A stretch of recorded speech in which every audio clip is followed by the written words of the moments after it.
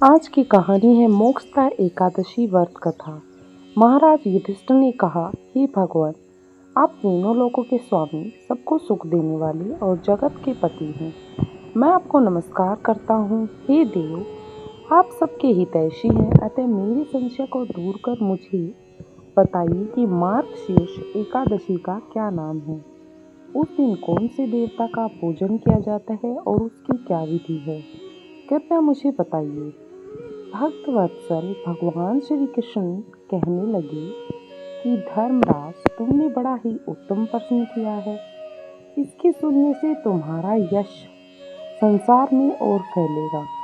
मार्गशीर्ष शुक्ल एकादशी अनेक पापों को नष्ट करने वाली है और इसका नाम मोक्षदा एकादशी रखा गया है। इस दिन दामोदर भगवान की धूप दीप नैवेद्य आदि से भक्ति पूर्वक पूजा करनी चाहिए। अब इस विषय में एक पुराणों की कथा कहता हूँ।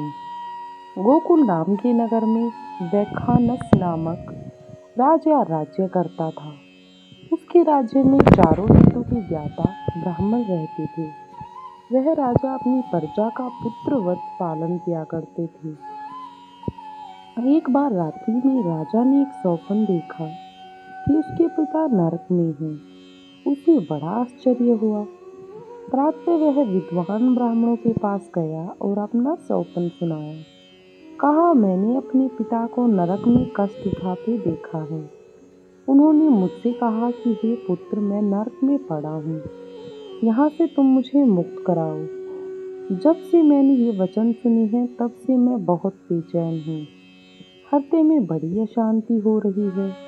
मुझे इस राज्य, धन, पुत्र, स्त्री, हाथी, घोड़े आदि में कुछ भी सुख प्रतीत नहीं हो रहा है। अब मैं क्या करूं? राजा ने कहा, हे ब्राह्मण देवताओं, इस दुख के कारण मेरा सारा शरीर जल रहा है। अब आप कृपा करके कोई तप, दान, व्रत आदि ऐसा उपाय बताइए जिससे मेरे पिता को मुक्ति मिल जाए। उस पुत्र का जीवन व्यर्थ है जो अपने माता पिता का उद्धार न कर सके। एक उत्तम पुत्र जो अपने माता पिता तथा पूर्वजों का उद्धार करता है, वह हजार मूर्ख पुत्रों से अच्छा है। जैसे एक चंद्रमा सारे जगत में प्रकाश कर देता है, परंतु हजारों तारे नहीं कर सकते। ब्राह्मणों ने कहा, हे राजन, तुम्हारे पास ही भूत, भविष्य, वर्तमान की ज्ञाता पर्वत ऋषि का आश्रम है। आपकी समस्या का हल वे जरूर कर देंगे। ऐसा सुनकर राजा मुनि के आश्रम पर गया। उस आश्रम में अनेक शांत चित योगी और मुनि तपस्या कर रहे थे। उसी जगह पर्वत मुनि बैठे थे। राजा ने मुनि को साष्टांग दंडवत किया। मुनि ने राजा से सांगोपांग कुशल पूछी। राजा ने कहा कि महाराज, आपकी कृपा से मेरे राज्य में सब कुशल है, लेकिन अकस्मात मेरे चित्त में अत्यंत अशांति होने लगी है। ऐसा सुनकर पर्वत मुनि ने आंखें बंद की और भूत विचारने लगे। फिर बोले, हे राजन, मैंने योग के बल से तुम्हारे पिता के कुकर्मों को जान लिया है। उन्होंने पूर्व जन्म में कामातुर होकर एक पत्नी को रति दी, किंतु सोत के कहने पर दूसरी पत्नी को ऋतु दान मांगने पर भी नहीं दिया। उसी पाप कर्म के कारण तुम्हारे पिता को नरक में जाना पड़ा। तब राजा ने कहा, इसका कोई उपाय बताइए। मुनि बोले, हे राजन, आप मार्गशीर्ष एकादशी का उपवास करें और उस उपवास के पुण्य को अपने पिता को संकल्प कर दें। इसके प्रभाव से आपके पिता की अवश्य नरक से मुक्ति होगी। मुनि के ये वचन सुनकर राजमहल में आया और मुनि के कहने अनुसार कुटुंब सहित मोक्षदा एकादशी का व्रत किया।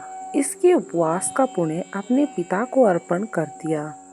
इसके प्रभाव से उसके पिता को मुक्ति मिल गई और स्वर्ग में जाते हुए वे पुत्र से कहने लगे, हे पुत्र, तेरा कल्याण हो।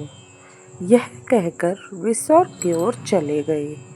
मार्गशीर्ष मास की शुक्ल पक्ष की मोक्षदा एकादशी को जो व्रत करते हैं, उनके समस्त पाप नष्ट हो जाते हैं।